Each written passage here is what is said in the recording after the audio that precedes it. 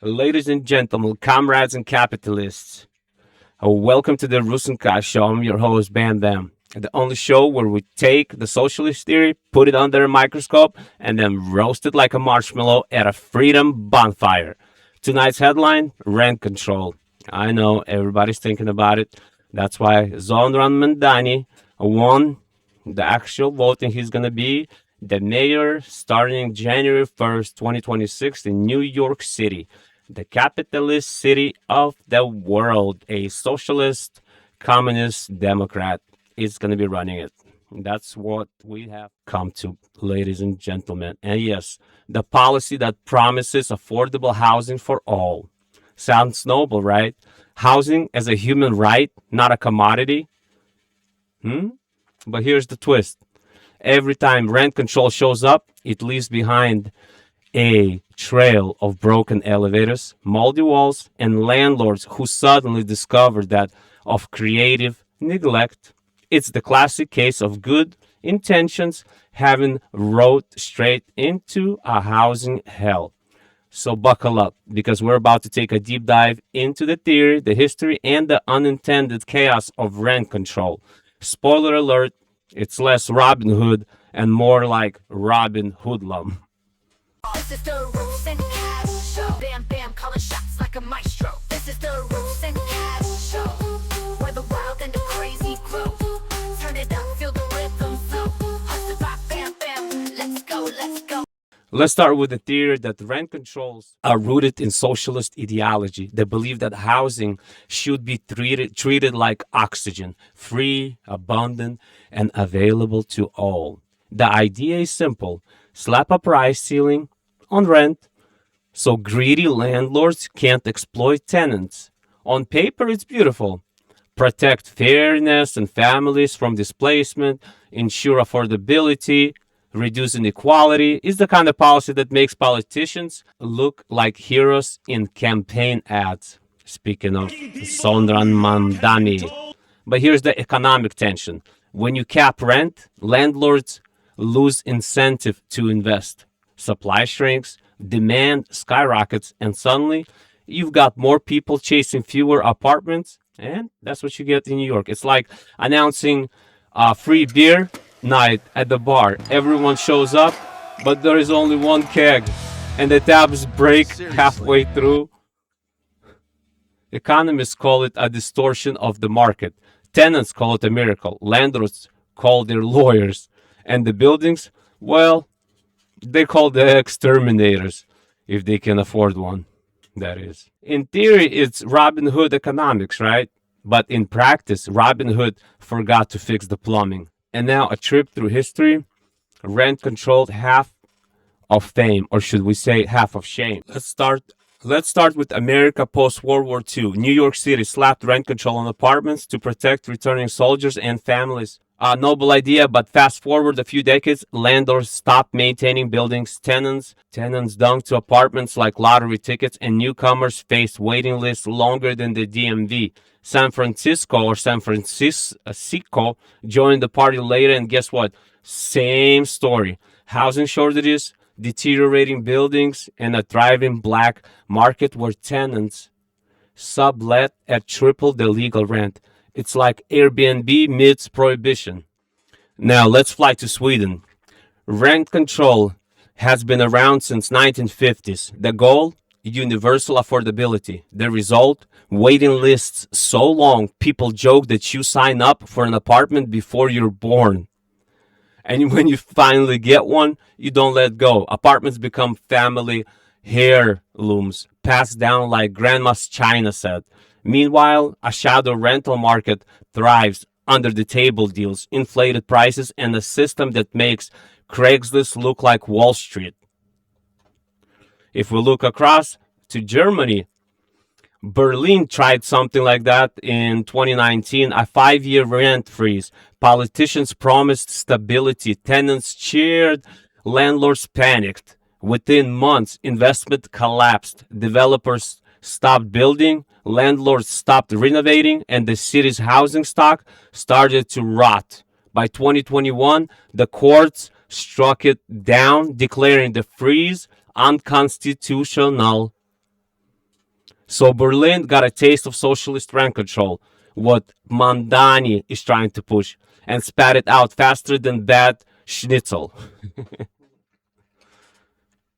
If you look at UK, for example, finally the UK rent control began in 1915 to protect the working class during wartime. But by the 1980s, the rental housing stock had collapsed.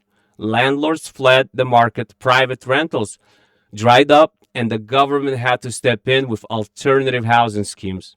It was less protect the poor and more protect the ruins. By the time Thatcher rolled back rent control, the damage was already done. So if you look across the globe, the story repeats itself.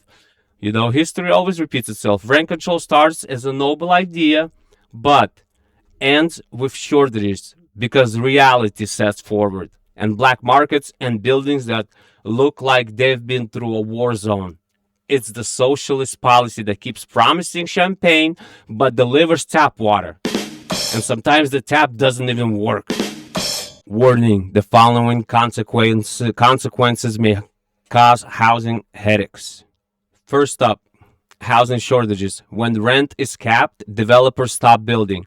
Why pour millions into new apartments if you can't charge enough to cover the costs? New York City is the poster child. Entire generations grew up in rent-controlled apartments while newcomers faced a market tighter than a Soviet breadline. Supply shrinks, demand explodes, and suddenly you've got more people chasing fewer apartments than sits on Spirit Airlines. Next, maintenance neglect. Landlords under rent control often cut corners, elevators break, radiators freeze, and paint peels like it's auditioning for a horror movie. In San Francisco, some tenants joke that their rent-controlled apartments come with historic charm, which is code for broken plumbing and a landlord who hasn't visited since the Nixon administration. And then there's the black market. Tenants who luck into rent control units often sublet them illegally at higher prices. It's like winning the housing lottery and then scalping tickets outside the stadium so you can make a profit. In Sweden, this shadow market is so widespread that people pay under the table just to skip the decades-long waiting list. Decades-long waiting list. Decades. Rent control creates scarcity, and scarcity breeds hustlers. I just want you to know I'm a hustler, baby. Just want your cash in my register. Cha-ching.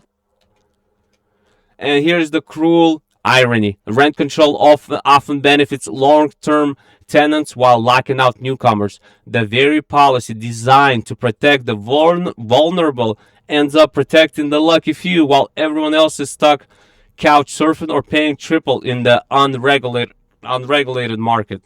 It's socialism version of musical chairs, except the music never stops and the chairs are all broken. So let's recap. Shortages, neglect, black markets, and displacement. Rent control promises affordability, but delivers scarcity. It's the policy equivalent of buying a cheap umbrella. Sure, it looks fine until the first storm, and then suddenly you're soaked and wondering why you didn't invest in a roof instead. And now the moral of the story, what history teaches us about rent control. Here's the big reveal. Rent control often backfires. Instead of creating abundance, it creates scarcity. Instead of protecting tenants, it traps them in crumbling apartments. Instead of leveling the playing field, it tilts it toward the lucky few who got in early. It's like promising everyone free pizza, but forgetting to order enough pies. The first few people eat well, and the rest are left fighting over crusts. Countries that repealed or limited rent control often saw housing markets bounce back. Developers returned, landlords invested, and tenants had more choices. Take the UK, for example. After the 1980s rollback, private rentals surged again. Or Berlin, after the court struck down the freeze and made it unconstitutional, investment started to trickle back. When the market breathes, housing stock grows. When the market suffocates, housing stock dies. It's a fact, and it's been proven over and over and over again. So you might ask, what's the smart play? Instead of freezing rent, governments can offer housing vouchers to help low income families, provide targeted subsidies for those most in need, incentivize construction so more roofs go up. It's basic economics. Supply demand. The more demand you got, the less supply you need. The more supply you got, the less demand you have. Because the real solution isn't price control, it's supply expansion. Build more, maintain more, and let competition drive affordability. Rent control is the policy that keeps promising champagne but delivers tap water. The lesson: if you want affordable housing, don't freeze the market, free the market. Build, invest, innovate. That's how you get abundance, not scarcity. So, what's the takeaway, folks? Rent control may look like a hero policy, but history shows it often plays the villain. From the socialist ideals to unintended chaos, the hidden costs are real.